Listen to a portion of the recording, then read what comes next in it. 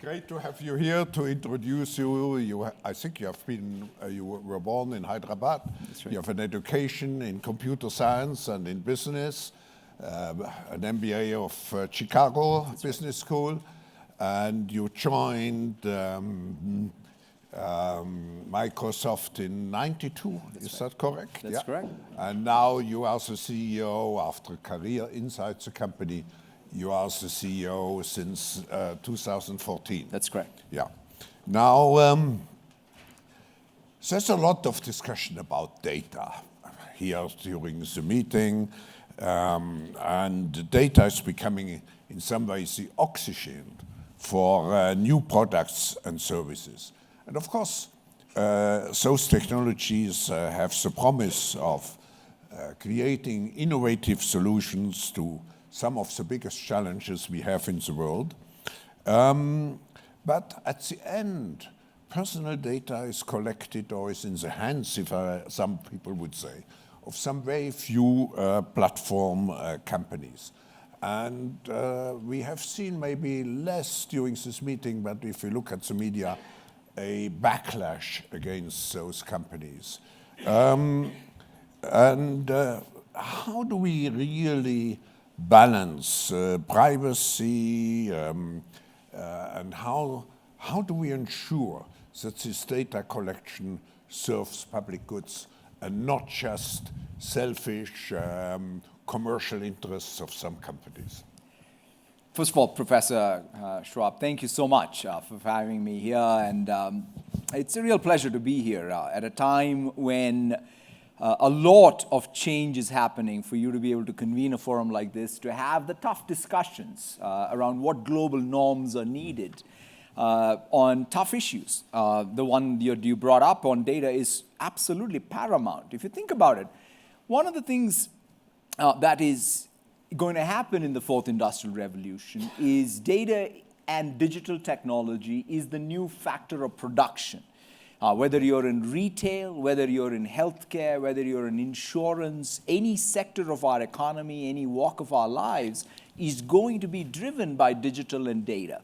So I think just like electricity was democratized, it was available, it fueled economic growth and productivity growth in the previous industrial revolution, the same thing needs to happen with data. So for example, at Microsoft, as a platform company, I actually think of my job and our company's identity is to not create a dependence on Microsoft. If anything, we want to partner with companies in every country, in every region, so that they can create independence for themselves in an era of digital technology.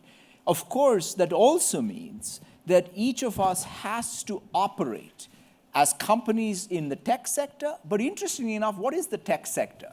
The world is a tech sector. So in some sense, every health company, every retail company going forward also will need to think of data and really make sure that we all adhere to this core principle of data as a human right and privacy as a human right.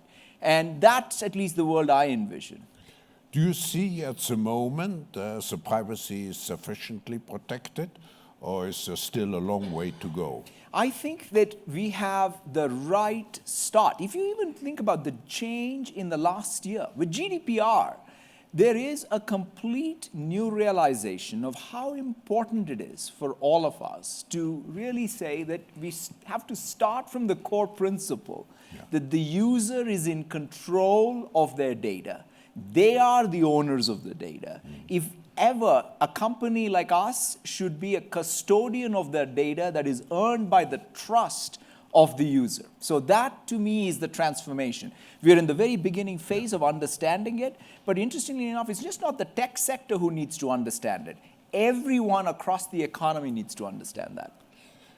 And so it's different behavior in the tech sector at the moment. That's actually a good one, because in some sense, if you look at it, right, all of us, somebody explained this to me, we're all defined by our business models. There is no such thing as the tech sector. Even in the tech companies, we come in two different flavors. There are people who are, like us, primarily focused on providing technology and creating technology so that others can create more technology. That's what I describe as the platform company. In fact, it's called the Bill Gates line, which is in a true platform company really has the following attribute, which is you build a platform, there is more surplus, more value that is created above the platform. That's what defines a platform company. And non-platform companies, which are also, have a place under the sun, they're more aggregator businesses. So the fact that we lump what are aggregation businesses and platform businesses and give them the same sobriquet of a platform company, I think we need to now start really separating these two out. Satya, you were one of the first partners of our Center for the Fourth Industrial Revolution. And the idea behind is actually that the traditional ways of setting standards and to create ethical rules, governments creating frameworks and afterwards businesses following it, don't work anymore. You need permanent exchange cooperation. But governments have sometimes difficulties to understand what's really going on. What would you recommend to make sure that governments move out of this always too late zone? I mean, it's a tough issue because in some sense, I start from the point of view that it's so important to have institutions that govern us. Because it's not that we can somehow do away with what governments have always done, what we have had as even global norms are so important.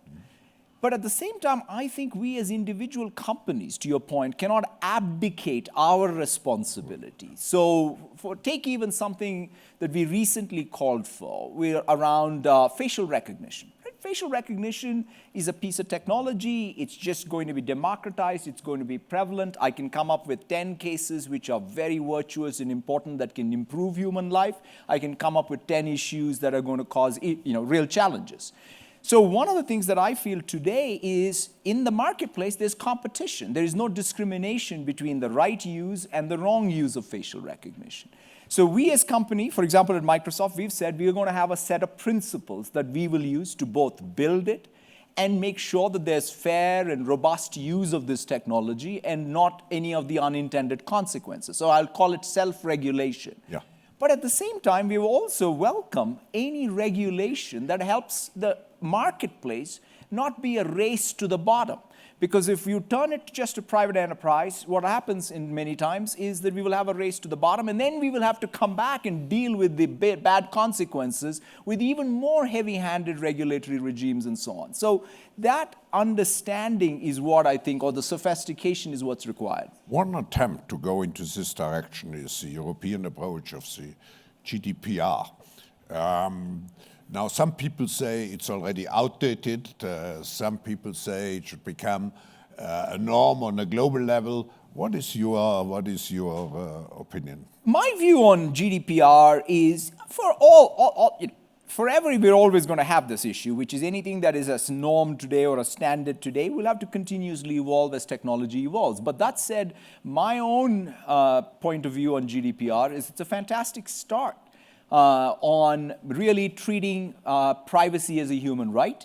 I am hopeful that even in the United States, we will have something that is along the same lines. In fact, I would hope that the world over, we all converge on a common standard. Because one of the things we do not want to do is to fragment the world and increase transaction costs. Because ultimately, it's going to be born in our economic figures. So therefore, I hope that we really come together, United States and Europe first, and China.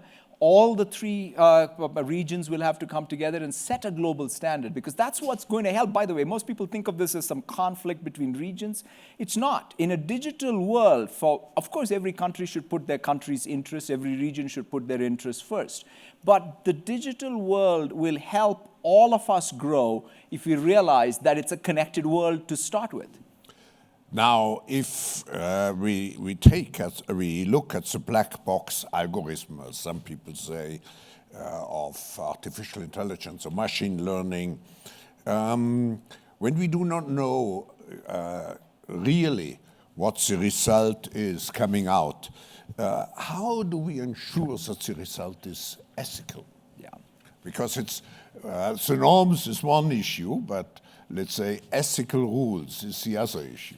I mean, this is, first of all, again, just like in privacy, there are certain principles. I actually start in AI by saying, as creators of AI, we need to have some principles that govern AI.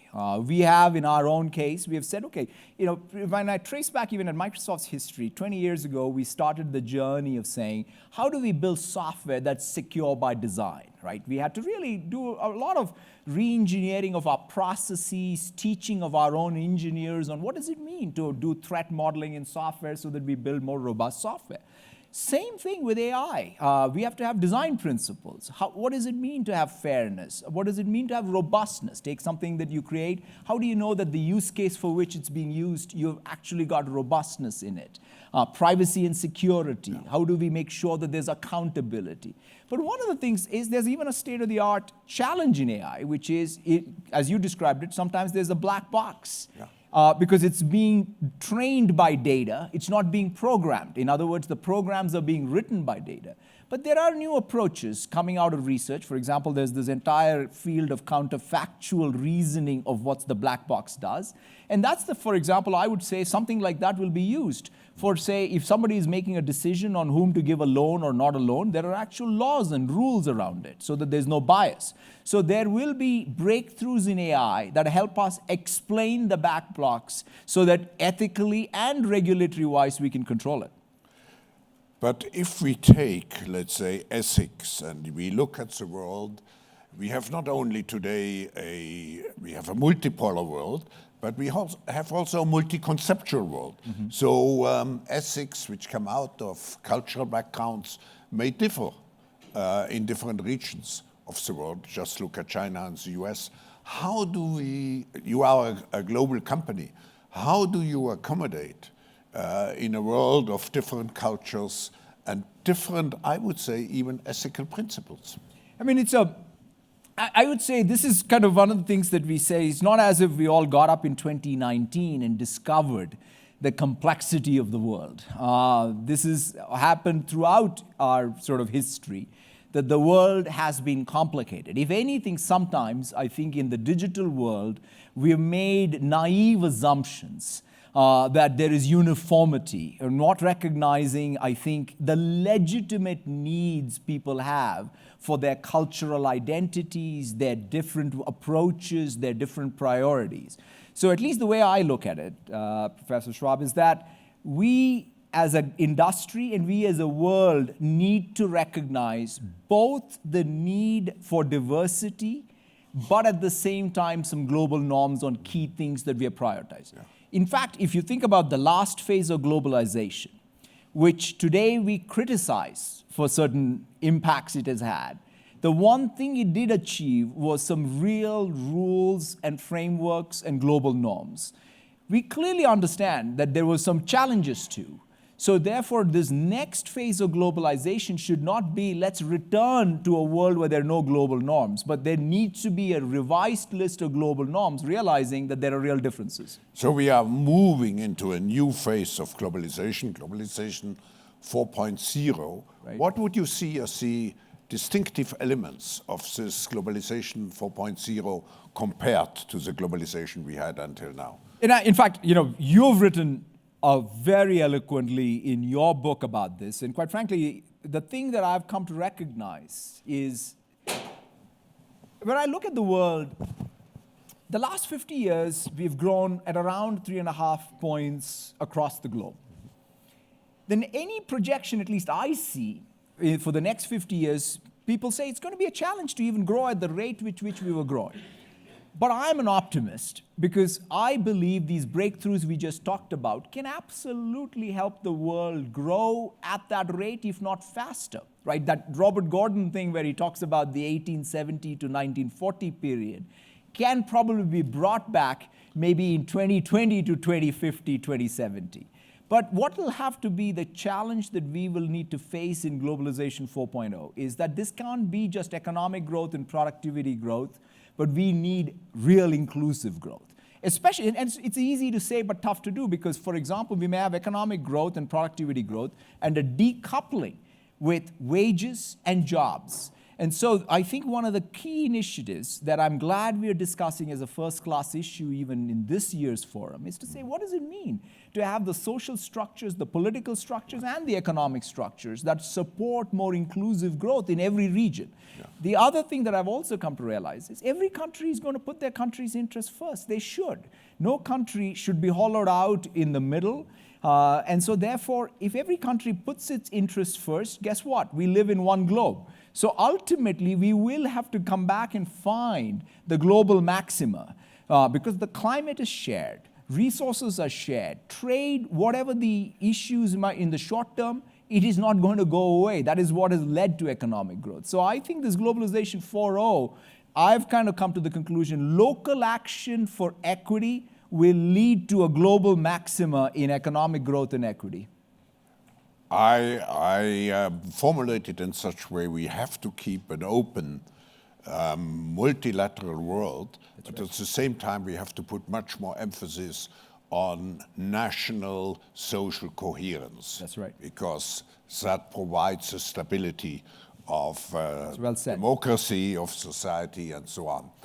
Now, if I look at Microsoft, I think not only the world is transforming, and we need a new concept for this transformation, which is Globalization 4.0. And I just would say it should not only be more equitable, more sustainable, but I think it should, and that's the purpose of our meeting here, it should also bring out that at the end we all, despite differences, share principal values. That's right. But let me come to another point. When I look at Microsoft was considered to be a supplier of software. Now I would describe your strategy as a catalyst for digitalization. Mm-hmm. Do you see that every company has to become a digital platform, or with what is your advice to the business leaders here who are not platform companies? It's fascinating. I mean, one of the things that is super exciting for me, even the meetings I've been having with a variety of partners of ours, at the forum even, is to see how this democratic force of digital technology is becoming part of companies everywhere. Right? I mean, here we are in Switzerland. Bühler is a local company that we worked with, and it's involved in food production. In fact, 90% of the world's corn goes through these Bühler machines. And guess what? They are using the cutting-edge computer vision technology to find the toxins in the world's corn production before it shows up in sort of food in the shelves of the supermarket. That's the use of digital technology to create their own platform. I was reading recently about how Anheuser-Busch worked with Microsoft to create their own platform for barley. So even agriculture, which is the oldest industry that we know of, is being transformed as we speak using digital technology, and they themselves are building their own platforms. So I absolutely think whether it's BMW or whether it is Anheuser-Busch, whether it's Bühler, they're all totally in control of their own destiny using this new factor of production. So that's, I think, by the way, for me, so important. I describe it as tech intensity. For example, one of the things that I believe in the fourth industrial revolution is, in fact, if I sort of slightly digress, there's this economist out of Dartmouth who did a longitudinal study of diffusion of technology in the previous industrial revolutions. And the simple formula they found was that if you have a country that takes the best innovation, brings it into their country, and then builds on it new innovation, then that's how countries can prosper and companies can prosper. And that's what I see happening. So one way to take up what you just said is to see the platform of each company as an integrator, not only to provide a product, but to provide social value. Is this correct? That's right, because if you think about it, none of us live in isolation. In fact, I'll sort of make this comment which comes back to this social value, right? Just 2 weeks ago, Microsoft, as a very successful company in the Seattle region, realized that we have benefited immensely from what is happening in Seattle. And we said, okay, but at the same time, Seattle has a challenge in housing. And so what we've done is we've taken essentially what we have is a strong balance sheet and put it to work to create low-income and middle-income housing in Seattle so that people who work inside of Microsoft, who are not all software engineers, we also have people who work at Microsoft, who work in our cafeteria, who provide us services in our shuttles. They all work with us, they're proximate with us, they should live with us. And so we said, okay, we need to be able to create the housing that they need so that they don't have the commute burden. So I bring that up mostly to explain that, look, all of us need a thriving society to have a thriving economy. Because without it, there's no way we can somehow grow economically without really a society that works. Yesterday in a different discussion I participated, one stumbling block in order to go into this direction is the fact that companies employ, let's say, MBAs and specialists, but actually if you want to go into this direction of creating a platform for also providing social value, because that's what will be required from each company in the future, you need to hire more sociologists and so on. Do you do it at Microsoft? In fact, it's a fallacy to think that successful tech products are only created because we employ just the technologists. And in fact, what is technology? And it's very interesting. Today, any team at Microsoft, whether it's on our cloud platform or on Xbox, will have the following composition. It'll have designers, and designers can come from sociology, anthropology, and design, but a variety of different fields. So design is a first class, I would call a function of product creation. Data science. Data science itself, also people can come from many different mathematical backgrounds. We, of course, have to have product managers who are business people, who understand customers and scenarios. And then we have software engineers and hardware engineers and so on. So it's really a multidisciplinary world, whether it's a banking product, whether it's a healthcare product, or what is considered a pure digital product. It, in fact, requires the social sciences and the STEM sciences to come together to create, I think, the modern society. So it's an appeal to all of the businesses really to integrate as much diversity into the workforce as possible. That's, I think, what you are doing. Right. I mean, and that's the key. And in fact, one of the things that we have sort of said, look, the business case for diversity is as straightforward as it ever was. But it's time to act. And for me, it's sort of, if we want to take our mission, we say we want to empower every person and every organization on the planet to achieve more. That's who we are at our core. There's no way we're going to achieve that without representing the world. So that means diversity when it comes to gender, diversity when it comes to ethnicity, diversity when it comes to skills. All of this is what's, I think, required in our organizations. But one of the key things you brought up is, it's not just having the representation. It is, how is the culture of your organization, your institution, going to help people who come from diverse backgrounds do their very best work? And that's where the real challenge of inclusion comes in. And that's hard work, but it's got to be the everyday lived experience that you strive for. We are coming towards an end of our session. I have two questions. One is, if you look at the 10 foremost platform companies, they are either American or Chinese. What would you tell the European politicians and business leaders how to catch up? I mean, I grew up, in fact, in Microsoft at the same time that SAP, for example, was becoming a very large company out of Europe, and we partnered very deeply.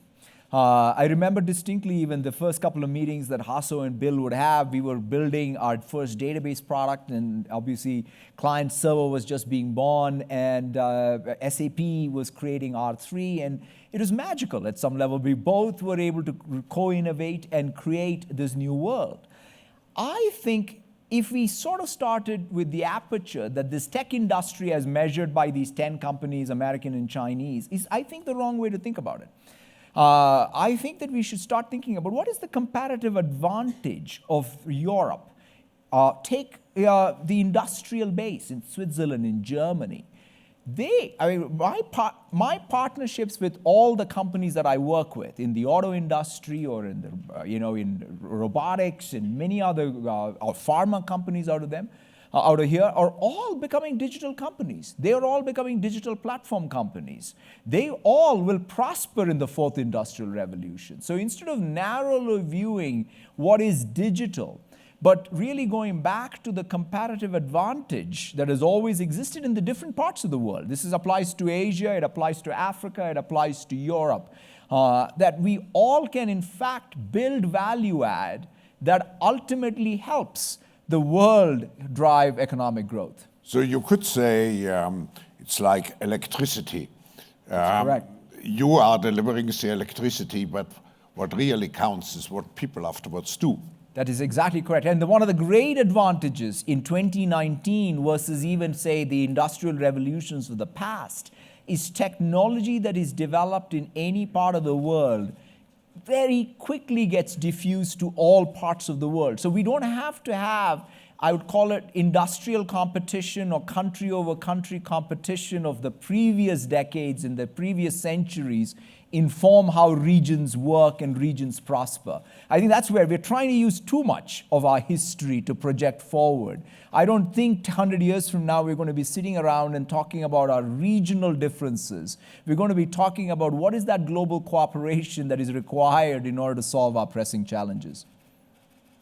I would just what you said, if we look in 100 years from now, maybe in 50 years from now, when we are at the, let's say, when we are at the, maybe in the transition to the fifth industrial revolution, yeah.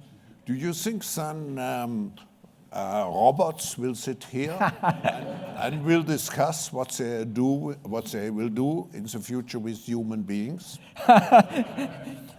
Here's my take on it. My take on it is you and I may not be alive, but that said, if we were sitting here, we would have more superpowers because of computing being embedded in our worlds. And I hope that one of the things that we will have as human beings is more capacity for the most human qualities in us, which is empathy for the other human being. So I hope that that's the future as opposed to us being replaced by robots. That's a very great ending, and I would say it provided us with a great insight into a company, and it shows that the leader of this company has not only his business in mind, but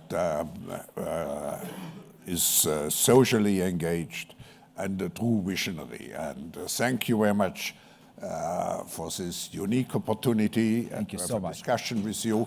And I would... Thank you.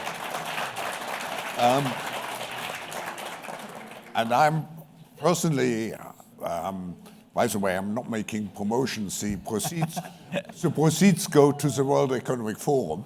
But I had the pleasure to write this book on, it's the second book after having conceptualized the fourth industrial revolution. And here I describe how shaping the fourth industrial revolution, how it should remain human-centered. And I'm very proud that Satya Nadella wrote the foreword, and so I hand over this book to him for Satya Nadella, a pioneer of the fourth industrial revolution, with admiration and best services. Thank you so much. Thank you. Such a pleasure. Thank you very much.